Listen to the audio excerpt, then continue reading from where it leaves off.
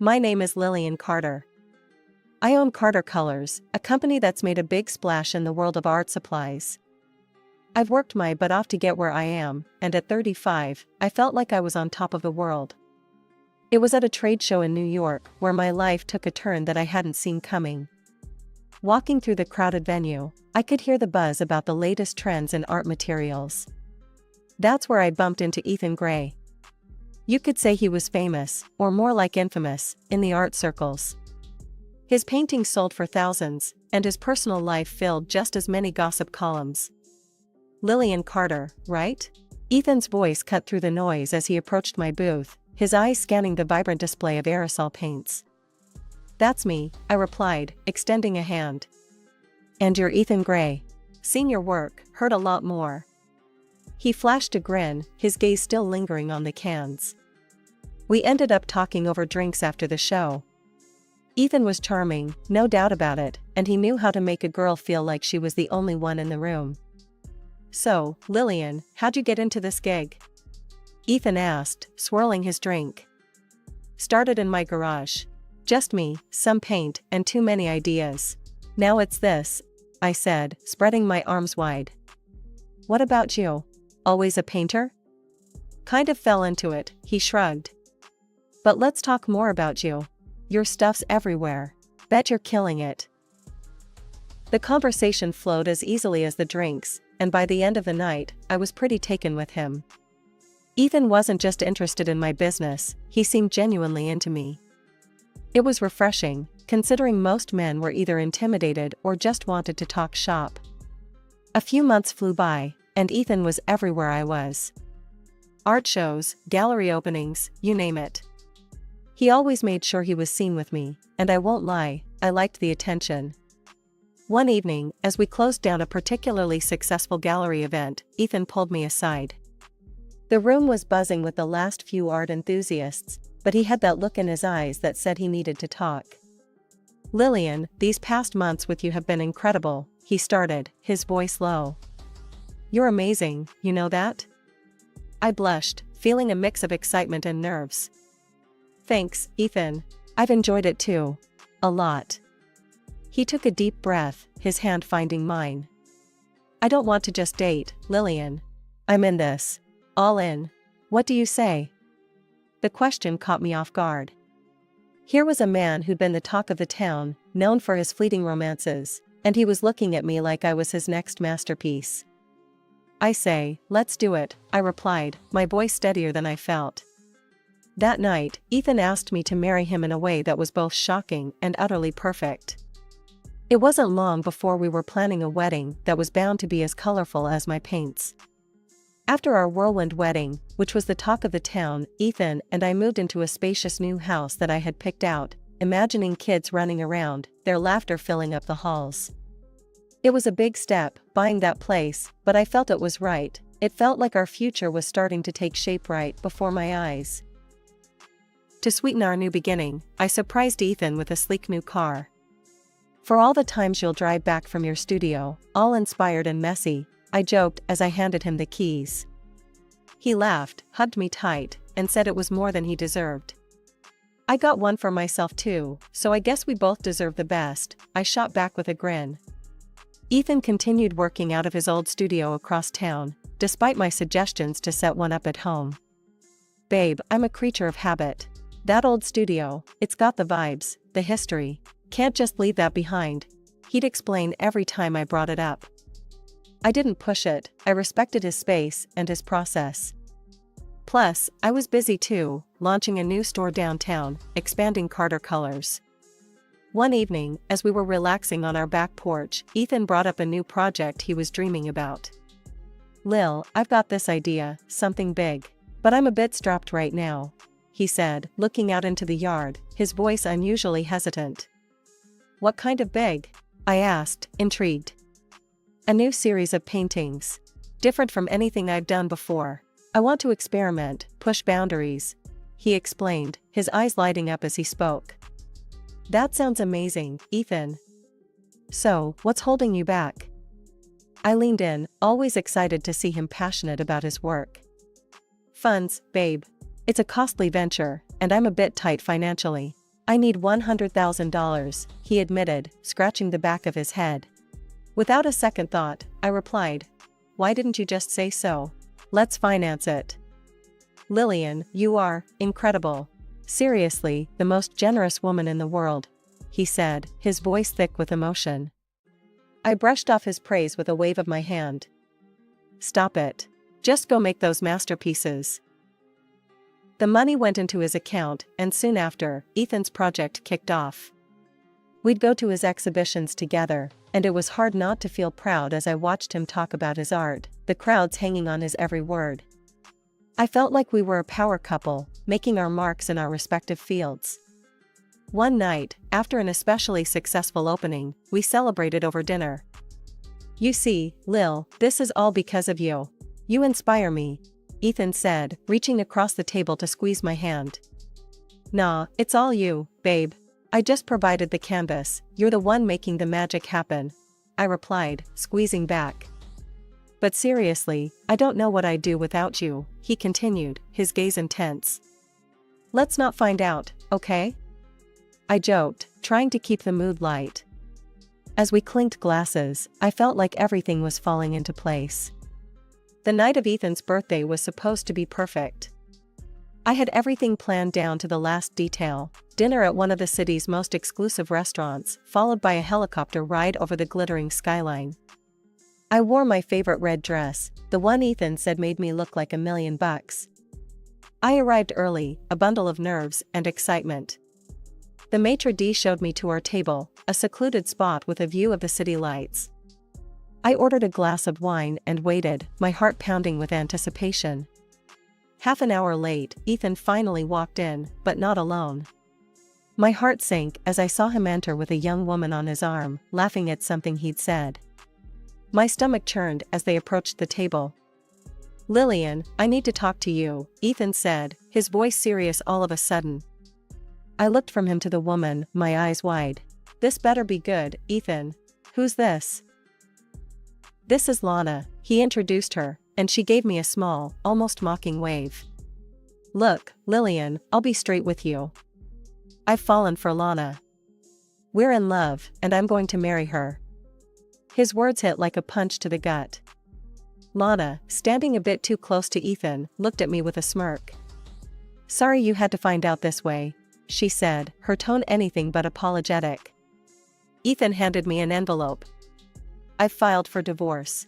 And I'll need half of everything we acquired together." I stared at the papers in my hands, my whole body shaking. I felt numb, unable to fully grasp the betrayal. The love and life I thought we were building crumbled before my eyes. As they turned to leave, Lana glanced back and waved at me with a malicious smile. The sight of it filled me with a cold rage. But I just sat there, silent, watching them walk away. After they left, I downed my wine in one gulp and dialed Laura, my best friend. She picked up on the first ring. "Laura, it's me. Can I come over? It's Ethan, he's leaving me. For another woman." "Oh, Lil, I'm so sorry. Come right over, honey. We'll figure this out." I left the restaurant and headed straight to Laura's. The drive over was a blur, my mind racing and heartbreaking. When I arrived, Laura was waiting at the door, her face full of concern.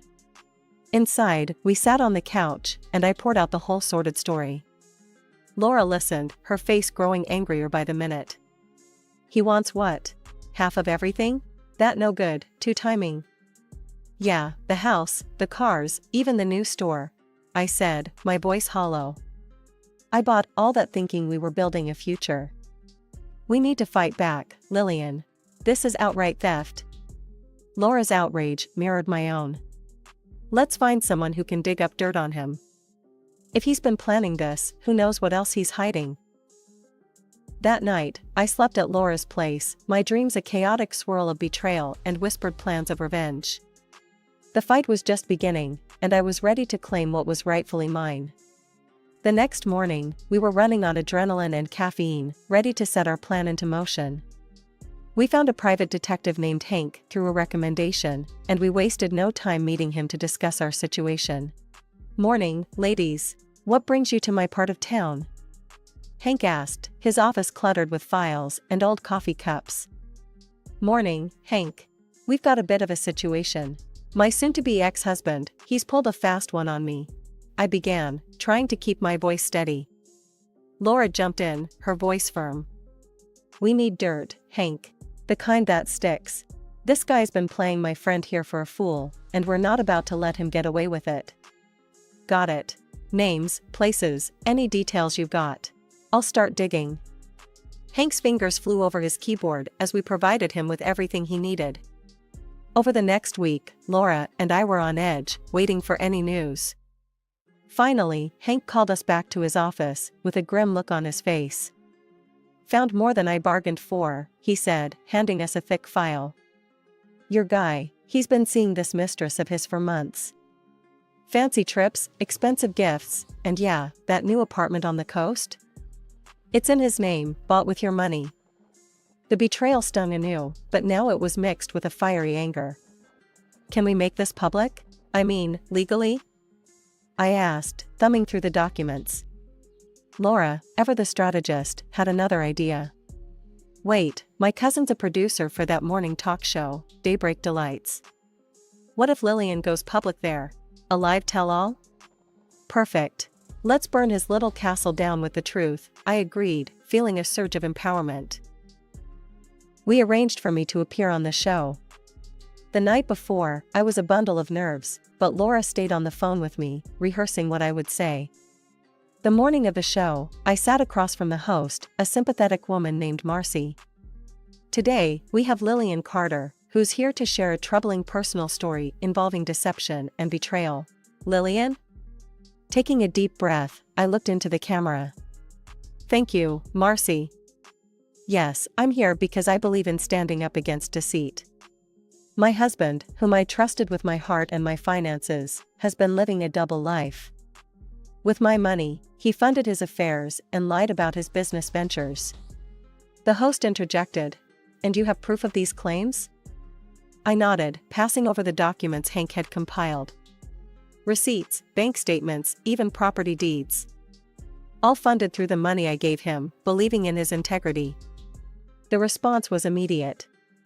Viewers began commenting, the phone started ringing, and by the end of the day, I had messages from several of Ethan's ex-wives. They shared similar stories of deception and theft.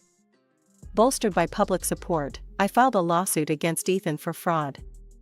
The case quickly became a local sensation, with more and more people coming forward with their own encounters with Ethan's duplicity. After the initial bombshell on Daybreak Delights, the story of Ethan's duplicity spread like wildfire. Other women, once silenced by fear and shame, now stepped forward, eager to share their stories on the very platform that had emboldened them. The talk show's producers, sensing the depth and reach of the story, organized a special segment. It wasn't just about me or Ethan, it was about a pattern, a repeated betrayal that spanned years and victims. I stood backstage, listening to the quiet murmur of the other women gathering, their voices a mix of nervousness and resolve. Lillian, you ready for this? Laura asked, her hand reassuring on my shoulder. As I'll ever be, I replied, taking a deep breath. It's not just my fight anymore. We walked onto the set, a chorus of applause greeting us. Marcy, the host, welcomed each of us with a warmth that eased some of the tension from our shoulders. Ladies, thank you for being here today, Marcy started, her voice serious, her eyes sweeping across the group. What you're doing is incredibly brave.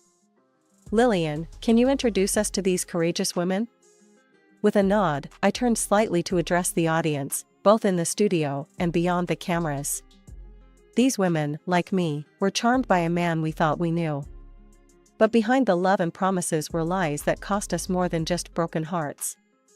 They cost us our trust, our security. One by one, the women shared their tales. The pattern was starkly similar, whirlwind romances, quick commitments, and then the slow, painful realization of being used. He told me he needed money for a new gallery, one woman said, her voice faltering. I sold my late mother's jewelry to help him. And then he vanished. Another spoke up, her anger palpable. He said he was investing in our future, but he was funding his lavish trips with his mistresses. The trial that followed was a media spectacle. Ethan, with his slick lawyers and smoother talk, tried to paint himself as the misunderstood artist, but the evidence was overwhelming. The judge ruled in our favor, recognizing the systematic deception Ethan had woven into our lives. The court finds the defendant guilty of fraud and orders restitution to the victims, the judge declared, her gavel a satisfying sound in the heavy silence that followed. However, the aftermath was as surprising as the ordeal itself. Ethan's notoriety, rather than crippling his career, seemed to enhance it. His art, now more infamous than ever, skyrocketed in value. The scandal, it seemed, was a perverse sort of publicity. Months after the trial, Ethan's voice unexpectedly filled my living room, his laughter ringing through the phone in a call I never expected to receive. "Lillian, darling, I must thank you," he sneered, his voice oozing false sweetness. "What are you talking about, Ethan?" I replied, my grip tightening around the phone. "Oh, come now. Thanks to your little stunt, my paintings are selling at triple the price. Scandal really does wonders for the art world," he boasted, arrogance dripping from every word. I was silent, processing his audacity. "And to top it off," he continued, the smirk practically audible, "I've married again. A young, beautiful thing. Far superior to you in every way." His words were meant to wound, and they did, momentarily.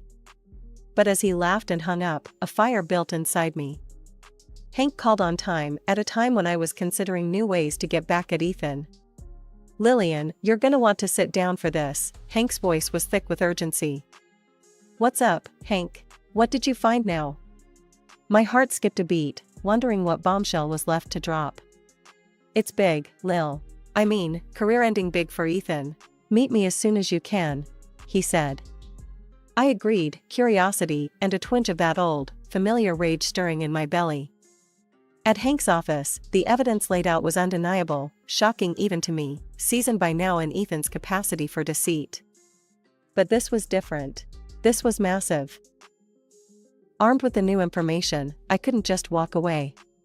Not when justice was screaming to be served one final time. The opportunity came sooner than expected. Ethan was being celebrated at a high-profile art exhibition. Politicians, business moguls, the who's who of society would be there. And so, I decided, would I, with a +1 whose identity would shake the very foundations of Ethan's pretentious little empire. The night of the exhibition, I was a bundle of nerves and resolve. Beside me was Alex, a shy, young artist with a brilliant talent and a significant role in the night's unfolding drama. As we entered, Ethan, ever the charmer, was surrounded by admirers, his new wife, Lana, glittering beside him. Ethan's eyes narrowed the moment he saw me, his smile faltering as he noticed Alex. His discomfort was palpable, and he looked like he'd seen a ghost. As the speeches began, I felt every heartbeat, every tick of the clock acutely. When it came time for Ethan to speak about his original works, I knew it was showtime. "Excuse me, can I have a moment?" I stepped forward, microphone in hand, my voice steady. The room fell silent, all eyes on me. "Thank you," I began, smiling sweetly at the confused faces around me. "I know you're all here to honor Ethan, but I want to introduce you to someone very special. Alex, come up here." Alex joined me, his nervousness clear but his resolve strong. I nodded at him, and he began the slideshow he'd prepared. The first slide displayed a familiar painting, one Ethan claimed as his own. "Lovely, isn't it?" I continued, as slide after slide showed beautiful artworks. All created by Alex here, not by Ethan. The revelation that Ethan Gray had no original talent and had been passing off someone else's art as his own hit the crowd like a tidal wave. The grand hall, once filled with the murmur of admiration, was now abuzz with shock and indignation. Alex stood beside me, his presence calm yet powerful against the storm of reactions. His admission on the stage, backed by undeniable evidence of contracts and payments, mere crumbs compared to the fortunes Ethan had made, was the final nail in the coffin of Ethan's career. "I was hired by Ethan years ago," Alex's voice echoed in the hall, now hushed to catch every word. He promised exposure and mentorship, but all I got was a corner in a studio and secrecy, while he sold my work as his own for huge profits. The guests, many of whom were prominent figures in the art world, looked at Ethan with a mix of disbelief and disdain. His shoulders slumped, his usual charm dissipated into the air, leaving behind the shell of a man exposed by his own greed and deceit. One furious collector stood up, his voice booming across the room. "You sold me a lie. I demand a refund, Ethan. How could you?" His outcry was a catalyst. More voices rose in agreement, demanding justice for the deception they had unknowingly supported. Lana, who had been standing by him in what she assumed was her moment of social ascent, now recoiled as if struck. "I didn't sign up to marry a fraud," she yelled, her voice shrill. "We're done, Ethan." She stormed out, her exit as dramatic as the scandal unfolding.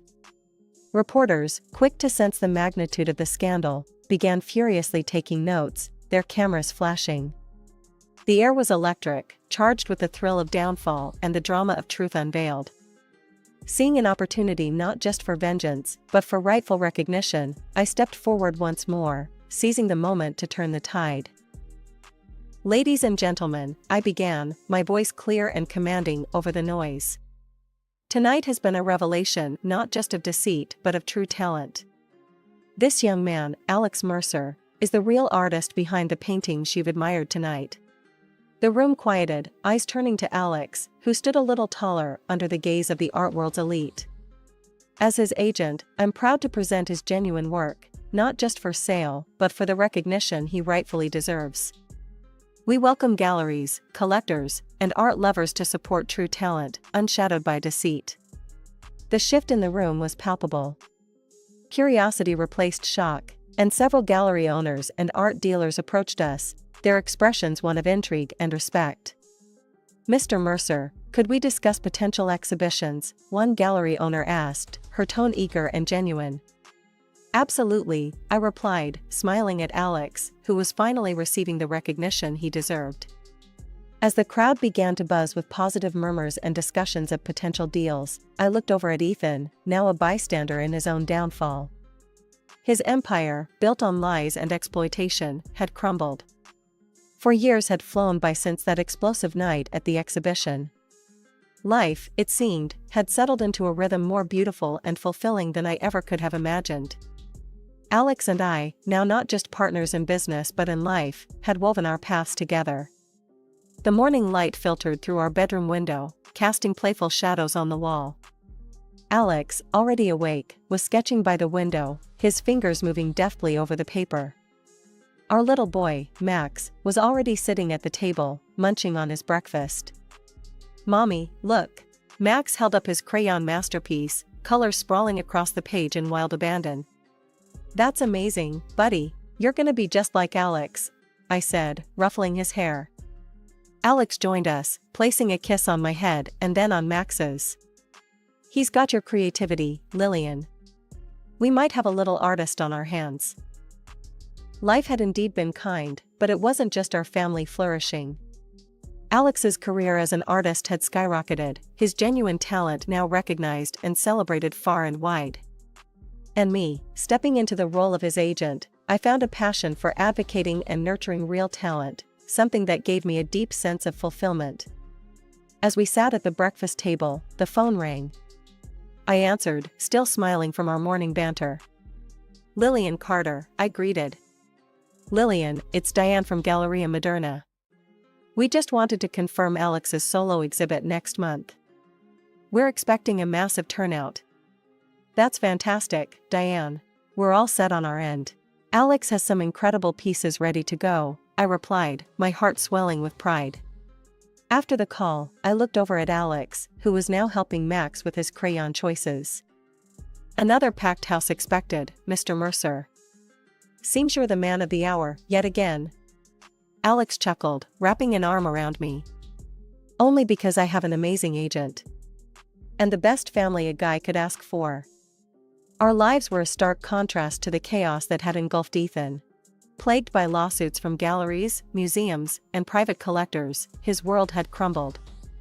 The last we heard, he had fled the country, a broken man chased away by the weight of his own deceit. The scandal that once threatened to stain my life had instead cleared the path to this new beginning. I had not only found success in business, but had found love and built a family on foundations of trust and genuine support.